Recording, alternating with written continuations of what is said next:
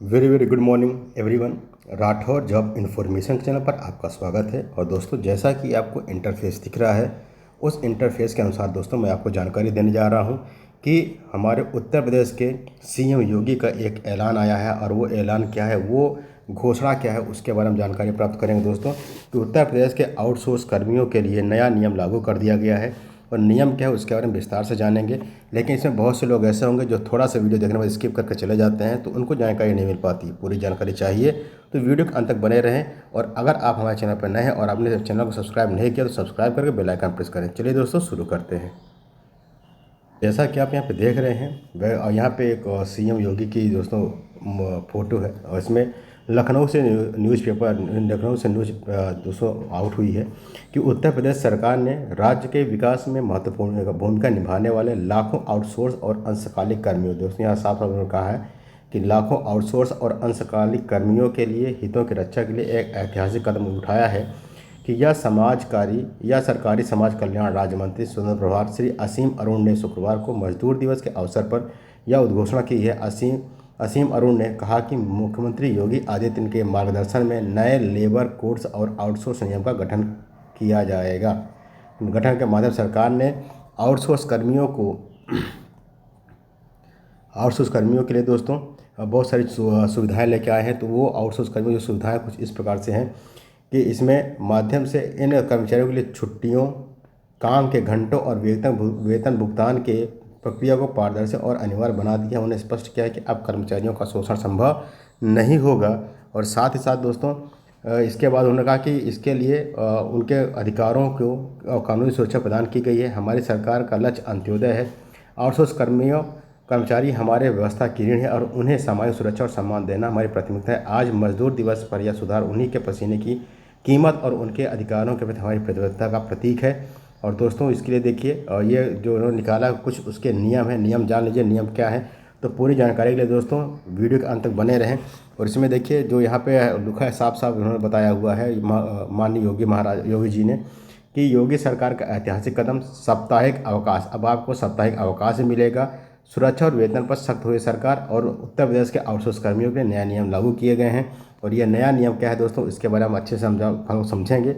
और ये देखिए पहला नियम क्या है कि यदि आप सप्ताह में, यदि आपका दोस्तों एक हफ्ते के भीतर आपको छुट्टियां मिलेंगी, क्योंकि अभी तक छुट्टी नहीं मिलती थी और छुट्टी मिलती भी थी तो उसका दोस्तों सैलरी नहीं मिलती थी। लेकिन लिखा है साफ साफ कि अनिवार्य सावैतनिक साप्ताहिक अवकाश मिलेगा। मतलब आपको वेतन के साथ 7 दिन में 1 दिन का अंतर मिलेगा। नए नियम के अनुसार कि अब किसी भी आउटसोर्स या अनुबंध कर्मचारी से लगातार 7 दिन काम लेना अवैध होगा। साप्ताहिक अवकाश 6 दिन के निरंतर कार्य के पश्चात 1 दिन का सावैतनिक अवकाश देना अनिवार्य किया गया है। मतलब ये है कि आपको जो हफ्ते में 1 छुट्टी मिलेगी दोस्तों, उसका भी वेतन मिलेगा। अभी तक होता क्या था कि आउटसोर्स कर्मियों को केवल महीने के दोस्तों 26 दिन या 25 दिन का ही वेतन दिया जाता था, क्योंकि उसमें 4 संडे निकल जाते थे, 4 रविवार, तो चारों रविवार का सैलरी उनकी कट कर दी जाती थी। लेकिन अब उनको जो सैलरी मिलेगी दोस्तों, वो पूरे के पूरे कितने दिन की मिलेगी दोस्तों, वो होगी 30 दिनों की सैलरी।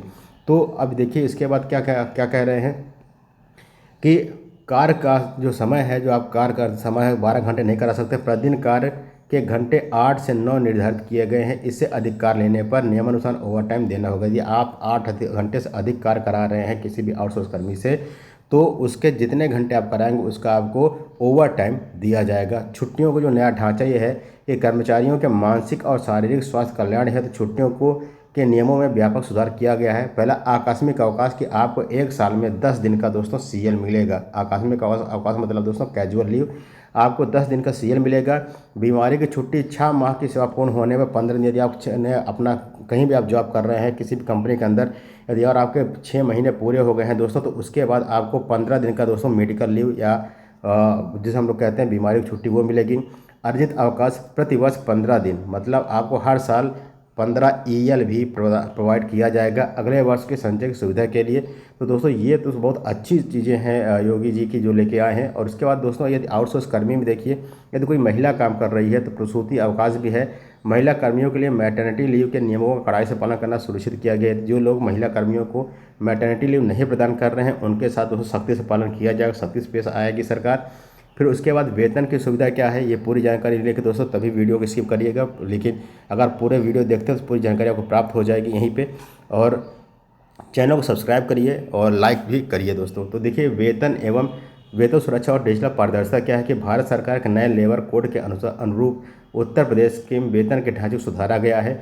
मूल वेतन कुल सैलरी का कम से कम 50% होगा, जिससे कर्मचारियों का ऋण और ग्रेच्युटी फंड में उल्लेखनीय वृद्धि होगी। दोस्तों, यहाँ क्या होगा, ऋण और ग्रेच्युटी फंड भी आपका प्रदान किया जाएगा। समयबद्ध भुगतान ये है कि पारदर्शिता सुनिश्चित करने हेतु वेतन हर महीने की 1 से 5 तारीख, दोस्तों ये बहुत अच्छी बात है, क्योंकि बहुत सारी जगहों पे आप देखिए वेतन आपको 15 उस महीने की 15 तारीख या 16 तारीख, कभी कभी 20 तारीख हो जाती है, जिससे बहुत सारा लोड पड़ जाता है। तो उन्होंने क्या कहा है कि 1 से 5 के बीच में आपका जो पेमेंट होगी वो पेमेंट सीधे आपके बैंक अकाउंट में जमा कर दिया जाएगा। ये ज़रूरी कर दिया गया, नहीं जमा किया जाता तो उसके खिलाफ़ सरकार कार्रवाई करती है। यदि आप उसका कहीं पे उसके लिए दोस्तों आप अपील करते हैं या उनकी शिकायत करते हैं अपने प्रदाता से, तो उसके दोस्तों शिकायत करने पे आपको उसका लाभ मिलेगा।